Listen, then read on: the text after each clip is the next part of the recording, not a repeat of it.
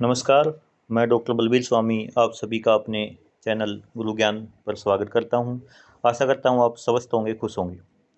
कल आपका स्टेट का एग्ज़ाम हुआ है और मैं यही आशा करता हूं आप सभी का अच्छा हुआ हो।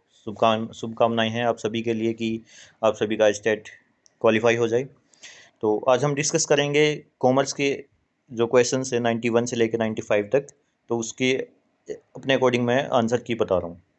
ठीक है, तो जो क्वेश्चन नंबर 91 है उसमें ये पूछा गया है कि अगर जो हम अकाउंटिंग एज अकाउंटेंट प्रैक्टिस कुछ करते हैं, फाइनेंस स्टेटमेंट हम प्रिपेयर करते हैं, तो कौन से रीति रिवाज, कौन से उपयोग, कौन सी प्रथाएं इसमें हमें हेल्प करती हैं। तो सीधी सी बात है, देखिए इसके अंदर रीति रिवाज की बात आ गई, उपयोग आ गया, प्रथाएं आ गई। ठीक है, अगर यही इसी को हम अगर कंफ्यूज होते हैं कि अकाउंटिंग प्रिंसिपल आएगा इसके अंदर या अकाउंटिंग कन्वेंशन आएगा, तो आप अपने क्वेश्चन से भी इसका अंदाजा लगा सकते हैं कि इसमें प्रथाएं लिखा है, और अगर लास्ट ऑप्शन में भी देखें तो अकाउंटिंग कन्वेंशन लिखा है, तो इसका आंसर हम अकाउंटिंग कन्वेंशन कर देंगे।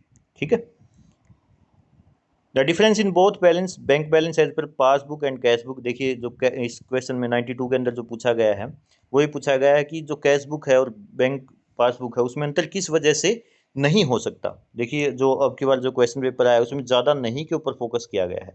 ठीक है, नहीं हो सकता। तो इसमें क्या है कि समय की वजह से हो सकता है कि हमने कोई चेक डिपॉजिट किया है, नहीं किया है, उस वजह से कोई अंतर हो सकता है, कोई एरर हो सकता है, कोई ट्रांजैक्शन में कमी हो सकती है। ठीक है, कि लेकिन जो हम कुछ चीज़ पसंद करते हैं नहीं कर सकते, उसका कैश बुक और बैंक पासबुक पे के ऊपर कोई फर्क नहीं पड़ता। तो इसका आंसर हमारा 2 हो जाएगा, like and dislike. Question number 93 के ऊपर मूव करते हैं। इसने पूछा है इसके अंदर की कंप्यूटराइज जो अकाउंटिंग सिस्टम है उसकी प्रमुख विशेषता नहीं है। फिर वही नहीं वाली बात आ गई इसके अंदर भी। ठीक है, तो देखिए जो कंप्यूटराइज अकाउंटिंग सिस्टम है वो कभी भी आपके इंटरनल कंट्रोल मैकेनिज्म को एलिमिनेट नहीं कर सकता। ठीक है, कंप्यूटराइज्ड अकाउंटिंग सिस्टम क्या है, क्योंकि हमें क्या है, इंटरनल कंट्रोल मैकेनिज्म की हमेशा रिक्वायरमेंट होती है। आपको मैनेजमेंट करना है, लेबर को कुछ काम बताना है। ठीक है, आपको क्या मटेरियल लेके आना है, कहाँ से लेके आना, वो सारी चीज़ें आप क्या है इंटरनली कंट्रोल करते हो। ठीक है, आपके एम्प्लॉयज़ की क्या कुछ आप उनको इंस्ट्रक्शन देते हो, ये सारी चीज़ें। तो कंप्यूटराइज्ड अकाउंटिंग सिस्टम आपके रिकॉर्ड तो कर देता है सारी चीज़ें, लेकिन इस इनके ऑप्शन को देखें तो क्या हो, कभी भी इंटरनल कंट्रोल मैकेनिज्म को एलिमिनेट नहीं कर सकता। तो इसका आंसर 3 हो जाएगा। क्वेश्चन नंबर 94 के अंदर बोला गया है कि जो एक पार्टनरशिप फर्म में 3 पार्टनर्स हैं ए बी सी, और उनकी जो रेशियो दे रखी है वो दे रखी है 3:2:1। उन्होंने डी को एडमिट कर लिया और इस बात पे उनका एग्रीमेंट हुआ कि सी और डी की जो रेशियो होगी, नई रेशियो होगी, वो वैसी ही होगी जैसे ए और बी की है। और साथ साथ इन्होंने ये भी बोला कि ए बी सी की जो पुरानी रेशियो हो वही रेशियो नई वाली रेशियो में होनी चाहिए। तो सी ए बी सी की जो पुरानी रेशियो अगर हम ध्यान से देखें तो वो है 3:2:1। और इन ऑप्शंस में अगर हमें 3:2:1 निकालने की कोशिश करते हैं तो देखिए थर्ड ऑप्शन अगर हम जाएँ तो 9:6:3 हमारा क्या आ जाएगा, ये अगर 3 पे कट करें तो 3:2:1 आ जाता है। ठीक है, तो इसका ऑप्शन हमारा क्या आ जाएगा, ऑप्शन नंबर 3 आंसर इसका हमारा आ जाएगा। फिर विच of the following is not correct for provision. Question number 95 के अंदर ये बोलता है कि प्रोविजंस के लिए कौन सा सही नहीं है। फिर वही बात आ जाती है, नहीं है। ठीक है, प्रोविजंस के लिए कौन सा सही नहीं है, तो इसमें क्या बोलेंगे कि जो प्रोविजंस हमारे होते हैं, प्रोविजंस हमारे कुछ अनसर्टेनिटीज़ के लिए, कुछ कंटिजेंसी के लिए बनाए जाते हैं। ठीक है, ना कि हमारी फाइनेंशियल पोजीशन को स्ट्रॉन्ग करने के लिए। ठीक है, इसका आंसर आपका ये हो जाएगा। फिर क्वेश्चन नंबर 96 है, इसके अंदर क्या बोला है कि रेशियो एनालिसिस, रेशियो जो एनालिसिस है, अनुपात विश्लेषण है, वो इसका उद्देश्य क्या नहीं है, इसका उद्देश्य क्या नहीं है। ठीक है, तो इसका उद्देश्य क्या नहीं होगा, देखिए ये हमें ट्रेंड्स भी बता देता है कि रेशियो हमारी अप जा रही है, डाउन जा रही है। ठीक है, चेंजेस भी बता देता है कि लाइबिलिटीज़ हमारी घटी है, बढ़ी है, डेब्ट हमारे इंक्रीज हुए हैं, एटसेट्रा। और हमें ये इंटरफर्म कंपैरिजन भी हो जाता है कि हमारा कौन सा डिपार्टमेंट अच्छा चल रहा है। ठीक है, लेकिन ये हमें क्या है, कोई डायरेक्शन नहीं बता सकता, इफेक्टिव डायरेक्शन नहीं बता सकता हमें। ठीक है, इसका आंसर ये हो जाएगा आपका।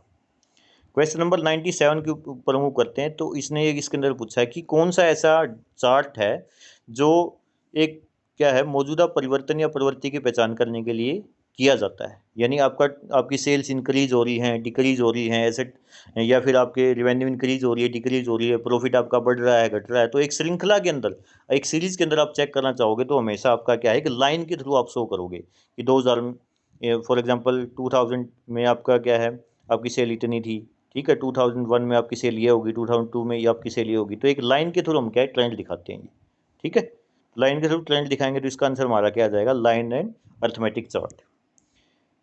क्वेश्चन नंबर 98 है, face to face conversation is an example of. देखिए जब भी आप फेस टू फेस कन्वर्सेशन करते हैं, बातचीत करते हैं, तो क्या है उसमें आपका जो रिस्पॉन्स है वो ऑटोमेटिकली, या फीडबैक बोल सकते हैं, ऑटोमेटिकली हाई होता है, ठीक है, आप आसानी से उसमें क्या है रिस्पॉन्स ले सकते हैं। तो इसका क्या हो जाएगा आंसर, हाई चैनल रिचनेस।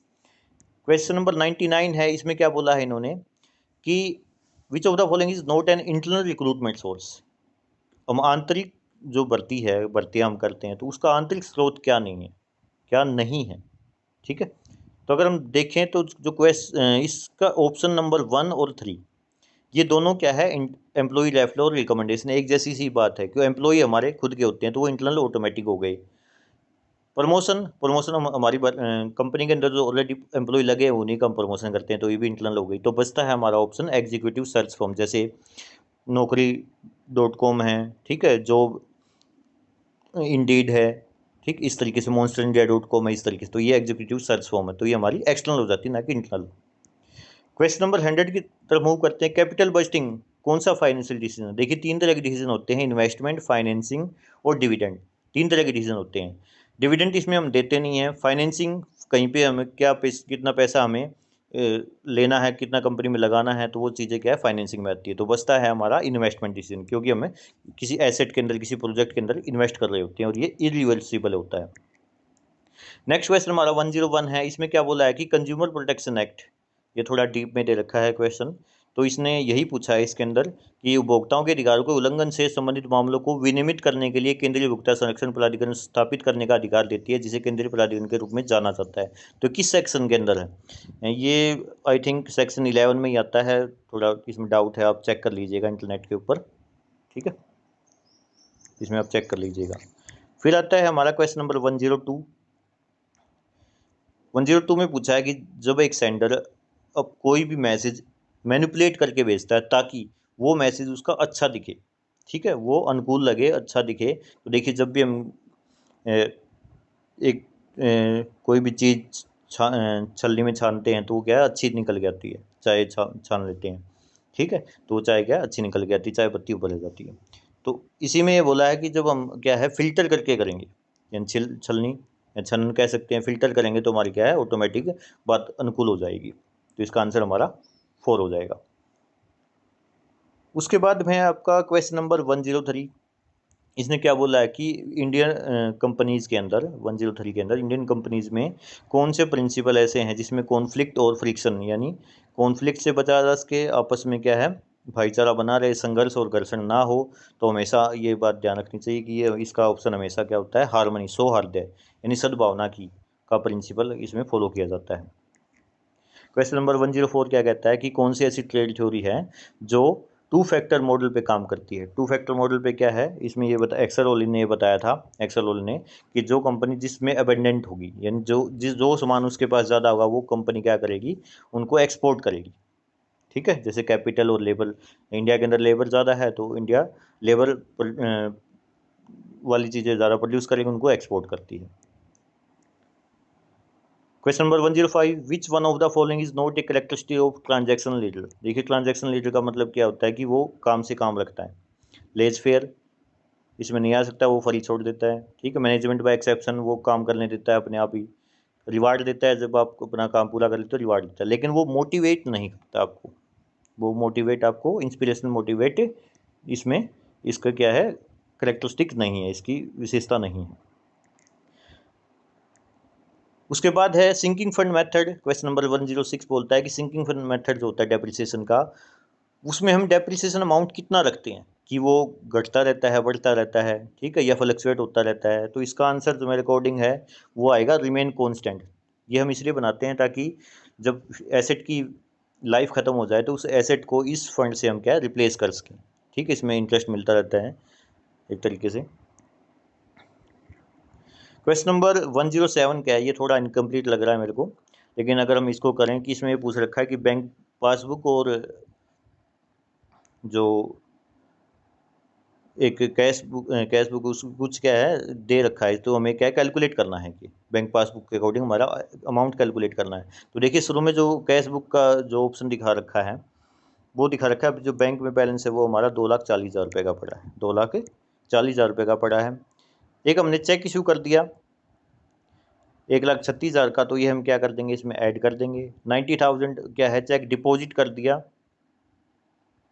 90,000 का क्या है चेक हमने डिपॉजिट कर दिया। और इसके बाद में क्या है चेक बैंक चार्ज 300 रुपये है और interest credit by bank amount 1,250। देखिए जो इंटरेस्ट हमें मिलता है वो हमारे बैंक खाते में ऐड हो जाता है, जो चार्ज है वो हमारे खाते से डिडक्ट हो जाते हैं। ठीक है, तो इसकी अगर हम कैलकुलेशन करते हैं, तो इसकी कैलकुलेशन अगर हम करें तो ये हमारा बन जाता है 240 में ये प्लस माइनस करके अगर हम निकालेंगे तो इसका आंसर हमारा आएगा 2,86,950।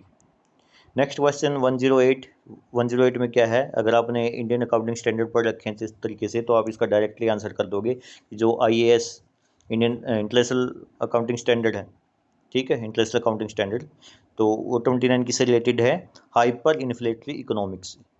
ठीक है, फिर क्वेश्चन नंबर 109 ये हमसे पूछ रहा है कि कौन सा ऐसा अनुपात है, कौन से ऐसा रेशियो है जो इंडिकेट करती है ओनर के फंड को कि बिजनेस के अंदर उसने कितना लगा रखा है। देखिए ये रेशियो होती है हमारी प्रोपराइटरी रेशियो स्वामित्व वाली, लेकिन इसके अंदर प्रोपराइटरी रेशियो ऑप्शन नहीं है, तो हम क्या है इसमें इक्विटी रेशियो से जाएंगे, क्योंकि आपको पता है इक्विटी किसकी होती है, इक्विटी शेयर होल्डर्स की, और वही एक्चुअली मालिक होते हैं। ठीक है, क्वेश्चन नंबर 1110 110 नंबर जो क्वेश्चन है इसने पूछा है कि प्रिंसिपल बुक ऑफ अकाउंट कौन सी होती है। ये प्रीवियस ईयर क्वेश्चन है, हमेशा आपको याद रखना चाहिए। Principle of book of accounts क्या है, लेजर होती है हमेशा। ठीक है, reserve capital is a part of which capital in the event of winding up of A company. अब देखिए इसमें थोड़ा कन्फ्यूजन है जो क्वेश्चन नंबर 111 है कि रिजर्व कैपिटल किसका पार्ट होती है। ठीक है, रिजर्व कैपिटल वैसे तो कैपिटल है आप ये अनकॉल्ड कैपिटल की, लेकिन इसने पूछ रखा है कि वाइंडिंग अप के समय। ठीक है, तो वाइंडिंग अप में आई थिंक इसका आंसर होना चाहिए ऑथोराइज कैपिटल का पार्ट होती है। ठीक है, मैं थोड़ा डाउटफुल हूँ इसमें, लेकिन मेरे अकॉर्डिंग ऑथोराइज कैपिटल होना चाहिए। Which source of document, question number 112, which source of document is issued if a customer return goods previously invoiced or customer is allowed further discount. देखिए इसका आंसर क्या है, अगर हमें कोई कस्टमर सामान वापस कर देता है तो हम उसका है क्या है क्रेडिट नोट तैयार करते हैं। क्वेश्चन नंबर 113 में रूम एक्सपेक्टेंसी, ये मोटिवेशन की थ्योरी के बारे में पूछ रखा है कि as per the expectancy theory the probability perceived by individual that exerting a given amount of effort will lead to performance, यानी अगर आप एक एफर्ट लगाओगे तो उससे क्या है आपकी परफॉर्मेंस निकल के आएगी। तो देखिए इसका जो सीधा आंसर बन रहा है एफर्ट और परफॉर्मेंस का रिलेशनशिप, क्वेश्चन से भी आप इसका आंसर कर सकते थे सीधा सीधा। नेक्स्ट क्वेश्चन है आपका 114 नंबर, इसमें क्या बोला है, according to computerised accounting system which one is these is not an example of non master data. देखिए इसमें फिर नोट पूछ रखा है। ठीक है, नोट पूछ रखा है, तो हो सकता है इसमें दो मेरे को नज़र आ रहे हैं इसमें, या तो लाइक डिसलाइक का ऑप्शन हो सकता है या फिर ब्लड ग्रुप का, ये दो लग रहे हैं मेरे को। HBSC क्या मानती है वो देखते हैं। क्वेश्चन नंबर 115 के ऊपर मूव करते हैं, इसमें क्या पूछ रखा है, market coverage strategy in which A firm goes after a larger share of one. अब देखिए लार्जर शेयर मतलब हम मान लेते हैं कि ये एक मार्केट हमारी, और इसके इस पोर्शन पे वो क्या है, वो लार्जर शेयर मान लिया ये। ठीक है, इस पे वो क्या है केंद्रित कर रही है, मतलब उसके ऊपर फोकस करिए कि हम इसके अंदर जो कस्टमर है उसी के ऊपर हम उन्हीं को क्या है हम अपनी सर्विसेज देंगे। ठीक है, तो इसको हम क्या बोलेंगे, इसको हम बोलते हैं निश मार्केटिंग। अगर आपने पढ़ रखा है तो आपको ध्यान आ गया होगा, निश मार्केटिंग या आला विपणन। Question number 116, the pricing strategy in which company charge the same price plus freight. देखिए प्राइस सेम चार्ज करिए प्लस में फ्रेट चार्ज करिए टू ऑल कस्टमर रिगार्डलेस, यानी चाहे वो यहाँ 1 किलोमीटर बैठे हो चाहे वो 1000 किलोमीटर बैठे हो, उनसे सेम प्राइस चार्ज कर रही है।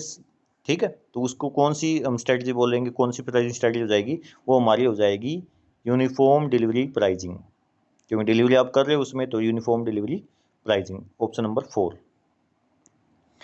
नेक्स्ट है हमारा which one of the following is the first step to select selection process में सबसे पहला स्टेप कौन सा होता है? सबसे पहला आपका स्टेप होता है इनिशियल स्क्रीनिंग। आप पहले स्क्रीनिंग करते हो, एप्लीकेशन ब्लैंक लेते हो, ठीक है, ये होता है आपका फर्स्ट स्टेप। क्वेश्चन नंबर 118, इसमें इन्होंने पूछ रखा है कि the view that we can learn through both observation and direct experience. Observation से हम सीखते हैं, डायरेक्ट एक्सपीरियंस से सीखते हैं, तो इसको क्या बोलते हैं? देखिए, ऑब्जर्व आप करते हैं या फिर डायरेक्ट एक्सपीरियंस आपको कहाँ से आता है? सोसाइटी से ही आएगा, ठीक है। तो इसका ऑप्शन ये हो जाए, आंसर ये हो जाएगा। In model of business buyer behaviour product and service choice comes from. व्यवसाय खरीदार व्यवहार के मॉडल में उत्पाद एवं सेवा की पसंद निम्न में से किसके अंतर्गत आता है? तो इसका आंसर आपका हो जाएगा बायर रिस्पॉन्स। बायर रिस्पॉन्स के थ्रू आता है, यानी खरीदारों की क्या प्रतिक्रिया है, तो उसी के अकॉर्डिंग आपके प्रोडक्ट बनेंगे, उसी के अकॉर्डिंग सर्विस बनेंगे आपकी। A different question number 120, a different approach determining the effectiveness of training is called. ये I think previous year question ही है, ये किल्पैट्रिक मॉडल बोलते हैं इसको, ट्रेनिंग को। क्वेश्चन नंबर 121, रामा लिमिटेड ने क्या है 40 शेयर इशू किए। 10 रुपये का एक शेयर था जिसमें 7 वर्ग क्या है कोल्ड अप है, और शेयर होल्डर ने क्या ऑलरेडी 5 रुपये पे कर दिए हैं, ठीक है, ये फॉरफिट कर लिए। 30 शेयर इशू कर दिए 6 के हिसाब से। The amount transfer to capital accumulation counted, तो इसका आंसर आपका हो जाएगा, अगर आप कैलकुलेट करोगे तो आपका इसका आंसर हो जाएगा 120 रुपीज़, ठीक है, 120 रुपीज़। नेक्स्ट है आपका, एक company has net profit margin of 5%, total asset of ₹90 lakh and return on assets of 9%। It's total asset turnover ratio. देखिए, टोटल एसेट टर्नओवर रेशियो का फॉर्मूला क्या होता है? टोटल एसेट टर्नओवर रेशियो का फॉर्मूला होता है आपका, टोटल एसेट टर्नओवर रेशियो का फॉर्मूला हो जाएगा आपका return on asset 9% divide by 5%, ठीक है। तो अगर आप इसको कैलकुलेट करोगे तो ये आपका आ जाएगा 1.8, इसका आंसर आएगा। रिटर्न ऑन एसेट का फॉर्मूला है आपका, एसेट टर्नओवर का रेशियो का फॉर्मूला है आपका return on asset divide by net profit margin. तो 9% को जब 5% से डिवाइड करोगे तो आपका क्या निकल आएगा? 1.8 आ जाएगा। क्वेश्चन नंबर 123, इसमें क्या पूछ रखा है इन्होंने? Propose dividend for the current year is shown under which heading. इसका आंसर आपका आ जाएगा कंटीजेंट लायबिलिटी। 124 के अंदर, in case of dishonour of cheque, discount receive, discount allowed, तो ये सारी की सारी एंट्रीज आप कहाँ लिखते हैं? ये आप जर्नल प्रॉपर में करते हैं। आपने कोई चेक डिसऑनर हो गया, डिस्काउंट किया है, इस तरीके से डिस्काउंट अलाउड किया है आपने, ठीक है।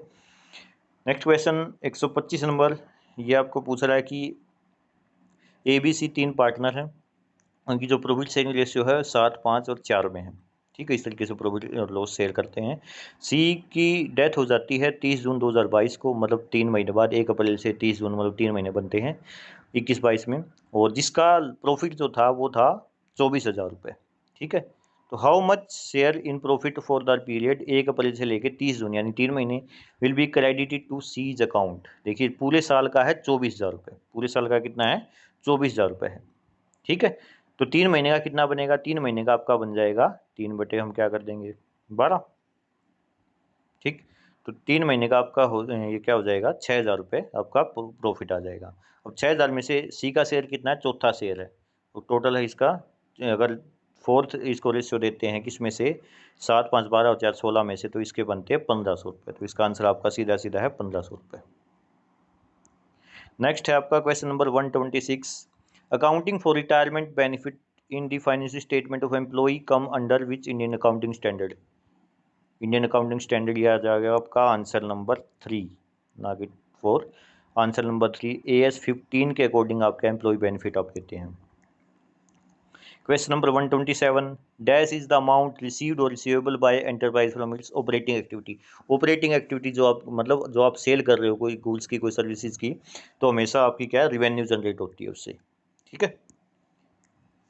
Question number 128, a dash gross profit ratio achieved by an organisation compare to that of industry average indicate the organisation successful attempt to produce at relative lower cost. मतलब ग्रोस प्रॉफिट आपका, देखिए, profit आपका कब ज़्यादा होता है?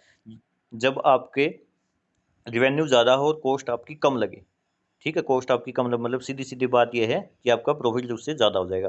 और profit ज़्यादा इसमें इसमें क्या बताया कि जब प्रॉफिट ज़्यादा होगा तभी आपके क्या है कि वो रिलेटिवली आप इंडस्ट्री से कम कॉस्ट के ऊपर प्रोड्यूस कर रहे हो, तो ये हाई आ जाएगा इसका आंसर कि हाई ग्रोथ प्रॉफिट रेशियो अगर आपकी है तो आप इंडस्ट्रीज के कंपेरिजन में अच्छा काम कर रहे हो, उसके कम कॉस्ट पे काम कर रहे हो। क्वेश्चन नंबर 129, क्वेश्चन नंबर 129 में पूछ रखा है ADDIE model, A stand for, ठीक है, इसमें ए इसका आंसर आ जाएगा हमारा 3, एनालाइज। इसका आंसर हमारा क्या है, एनालाइज आ जाएगा। ये एक है एनालाइज करके कुछ एक मॉडल बना रखा है इन्होंने, इसका ऑप्शन वैसे एनालाइज आएगा, इवेल्युएट इस तरीके से कुछ है। Question number 130, which one of the following is not a single use plan. देखिए फिर इसने नोट दे दिया है, ठीक है। देख इसके अंदर अगर हम ऑप्शन पढ़े, प्रोग्राम हम एक बार बनाते हैं वो खत्म हो गया, प्रोजेक्ट एक बार पूरा कर लिया वो खत्म हो गया, बजट हमने 1 साल का बनाया खत्म हो गया, लेकिन जो पॉलिसी है वो पॉलिसी हमेशा आपकी चलती रहती है, ठीक है। कंपनी को कैसे रन करें पॉलिसी में थ्रू आ जाता है। A runner up, question number 131, runner up firm that is fighting hard to increase its market share. Industry में कोई मार्केट शेयर को इंक्रीज करने के लिए कोई कंपनी क्या है, फाइटिंग कर रही है, तो उस कंपनी को क्या बोलेंगे, रनर अप जो होती है उसको बोलते हैं मार्केट चैलेंजर। क्वेश्चन नंबर 132, एक इंटरव्यू में पूछा जाता है कि आप ये दी हुई सिचुएशन को आप किस तरीके से हैंडल करोगे, तो वो आपका इंटरव्यू होता है बिहेवियरल, कि आपके व्यवहार को देखते हैं कि आप किस तरीके से सिचुएशन में एक्ट करोगे, बिहेव करोगे, ठीक है। तो आंसर नंबर इसका 3 हो जाएगा। क्वेश्चन नंबर 133, इसमें पूछ रखा है कि कंपनी एक्ट के अंदर सरकार क्या किसी भी समय कंपनी को अपना नाम सुधारने का निर्देश देने का अधिकार है यदि अनजाने में उसका नाम किसी ऐसे नाम से पंजीकृत हो गया है जो किसी मौजूदा कंपनी, मान लो ए कंपनी है और थोड़े साल बाद किसी ने अपनी नई कंपनी खोली और उसका भी नाम उसने ए रख दिया, तो कंपनी क्या है, सॉरी कंट्री जो गवर्नमेंट है वो एक क्या है, सेक्शन 16 के अकॉर्डिंग, सेक्शन क्या है 16 के अकॉर्डिंग ये अधिकार देती है कि आप अपना नेम चेंज कर सको, आप अपना नेम क्या है चेंज कर सकते हो, ठीक है। सेक्शन इसका आंसर आपका आ जाएगा section 16। An entrepreneur, question number 134, who like innovation and enjoy working something new और क्रिएटिव। एक उद्यमी जो नवाचार पसंद करता है और किसी नई और रचनात्मक चीज़ पर काम करने का आनंद लेता है उसे क्या कहा जाता है, उसे कहा जाता है आइडियलिस्ट यानी आदर्शवादी। Question number 135, which of the following statement is false regarding the partnership. Partnership में क्या फॉल्स है, it is not limited to specific venture, it is limited to specific venture, यानी स्पेसिफिक वेंचर पे लिमिटेड है ये ना, ये नहीं हो सकता, नहीं हो सकता ये। आप कोई मतलब क्या है स्पेसिफिक ऐसा कुछ है ही नहीं पार्टनरशिप एक्ट के अंदर कि आप स्पेसिफिक ही रहोगे किसी चीज़ वेंचर के ऊपर। देन क्वेश्चन नंबर 136, अगर इसमें पूछ रखा है कि कोई आपने रजिस्ट्रार के पास दस्तावेज कोई ऐसे तय गलत जानकारी प्रस्तुत कर दी गई है तो या कोई आप छिपाते हो कोई जानकारी, तो किस धारा के तहत ये धोखाधड़ी का केस माना जाएगा, ठीक है। तो ये माना जाएगा आपका सेक्शन 447 7 सेक्शन 7 अंडर सेक्शन 5, ठीक है। ये इसका आंसर आएगा, क्वेश्चन आंसर 1 है इसका। क्वेश्चन नंबर 137, इसमें इन्होंने क्या पूछ रखा है कि निम्नलिखित में कौन सा विकल्प कंपनी गठन में ज्ञापन पत्र की भूमिका का सही वर्णन करता है, यानी मेमोरेंडम ऑफ एसोसिएशन, MOA क्या है कंपनी की फॉर्मेशन में सबसे ज़्यादा सही एक्यूरेटली दिखा रहा है, तो इसका आंसर आपका आ जाएगा, it act A charter of company defining it's relationship external world and scope of the activities. ये आंसर इसका आपका आ जाएगा, आंसर नंबर 2 है इसका।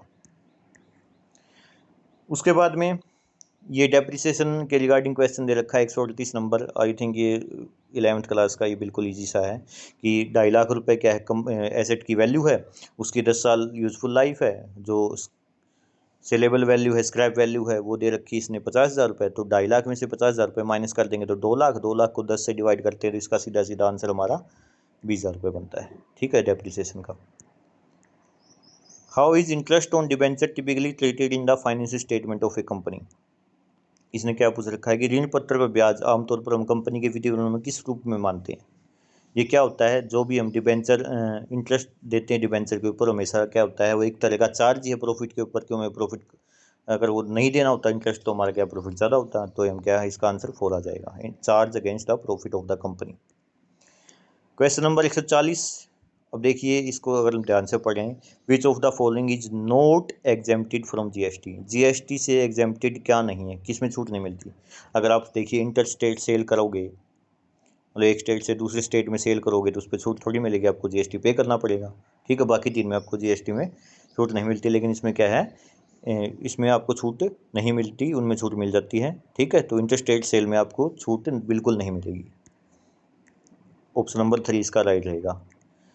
ये जो डेफिनेशन दे रखी है, ये डेफिनेशन आरसी कार्टर ने दी थी बुक कीपिंग के रिगार्डिंग। इसका आंसर है बुक कीपिंग, ये पढ़ लेना आप ये पूरी डेफिनेशन।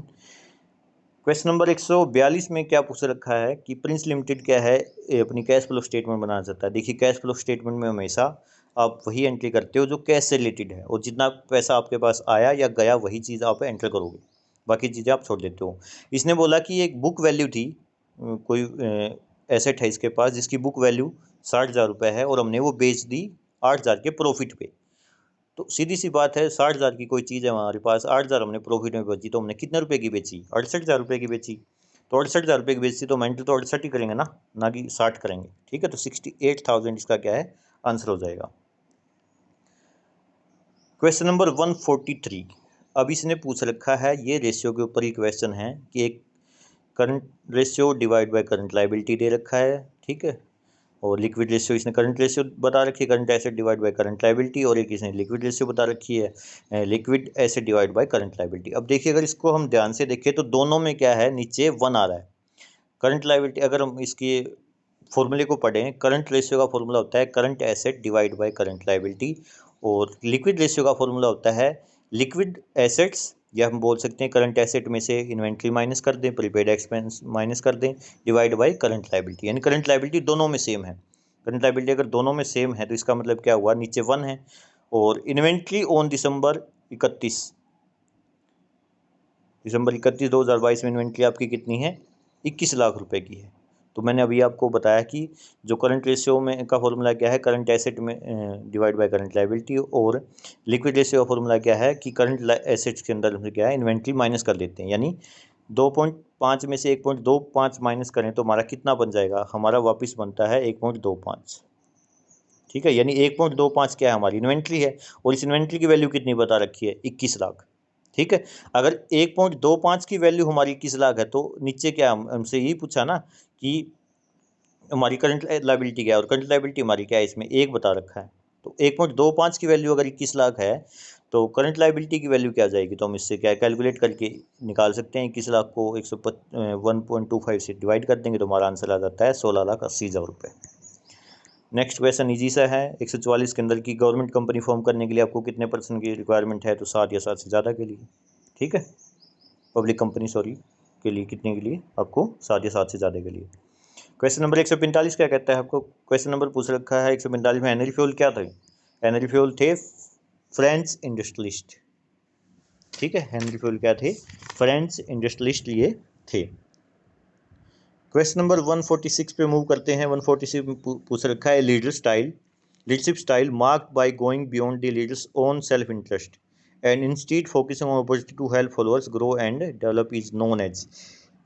एक नेतृत्व शैली जो नेताओं के स्वयं के हित से परे जाकर और इसके बजाय अनुयायियों को बढ़ने और विकसित करने में मदद करता है, यानी अपने आप को छोड़ देता है और दूसरों को आगे बढ़ाने की कोशिश करता है। तो उसका आंसर आपका आ जाएगा servant leadership style. Question number 147।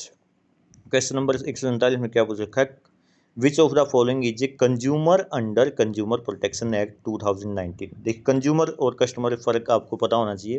Consumer क्या है, जो अल्टीमेटली कंज्यूम करता है, और कस्टमर क्या है, हो सकता है वो सामान खरीदे लेकिन किसी और पर्पज़ के लिए वो आगे बेच भी सकता है। तो कंज्यूमर अल्टीमेटली कंज्यूम करने वाला।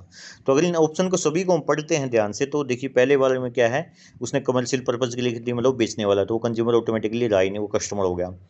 Who avail service free of charge वाला भी हम कंज्यूमर नहीं बोल सकते। Who avail service under contract of service में क्या है, उसने कोई सर्विस ली है तो कॉन्ट्रैक्ट हो गया उनके बीच में, तो हम कंज्यूमर नहीं है उसमें। लेकिन लास्ट के ऑप्शन में अगर इसमें बात करें कि एक किसी ने क्या है, who hire any service for a consideration, कुछ पैसे के बदले में, कुछ कंसिडरेशन के बदले में, ठीक है, उसने क्या है एक सर्विस हायर की जिसको उसने पार्टली पेड कर लिया, मतलब पे तो करेगा, हो सकता है पे करे आगे ना करे, लेकिन वो अलग बात है, लेकिन पार्टली तो पे कर दिया, तो उसको क्या है कंज्यूमर मानेंगे। ठीक है, इसका ऑप्शन नंबर 4 हो जाएगा। Question number 148, which of the following is not a feature of max weber ideal bureaucracy. देखिए इसके अंदर क्या है, ये जो हमारा दे रखा है इसमें सारे के सारे ऑप्शन ये इस मैक्स वेबर के हैं, ऐसा कोई भी नहीं है जो इसके आंसर के अकॉर्डिंग आ रहा हो, ऑप्शन के अकॉर्डिंग आ रहा हो, तो ये सारे के सारे लग रहे, तो ये क्वेश्चन अब SCSC डिलीट करेगा या क्या करेगा पता नहीं है, लेकिन इसमें सारी चीज़ें आ रही हैं। 149 में क्या कह रहा है, the set of all product line items that a particular seller offer for sales is known as, यानी किसी विशेष विक्रेता द्वारा बिक्री के लिए पेश किए जाने वाले सभी उत्पाद और श्रृंखलाओं और वस्तुओं के समूह को क्या कहा जाता है। इसमें आप कहोगे इनको प्रोडक्ट मिक्स, इनको आप क्या कहोगे, प्रोडक्ट मिक्स कहोगे आप। ठीक है, इसका ऑप्शन नंबर 4 इसका सही हो जाएगा, ऑप्शन नंबर 4। और लास्ट में है इसका क्वेश्चन नंबर 150, पेरिस कन्वेंशन कब हुई थी आपकी, ये हुई थी 20 मार्च 1883, 20 मार्च 1883, ऑप्शन नंबर 2 इसका सही हो जाएगा। तो ये थे आज की आंसर की, जो एस्टेट का एग्ज़ाम आपका हुआ है 30 जुलाई 2025 को। ठीक है, आई होप ये अच्छी होंगी और आपका एग्ज़ाम क्वालिफाई हो जाएगा। ठीक है, अगर आपको चैनल अच्छा लगे तो आप सब्सक्राइब करें, लाइक करें और शेयर करें। बहुत बहुत धन्यवाद आपका।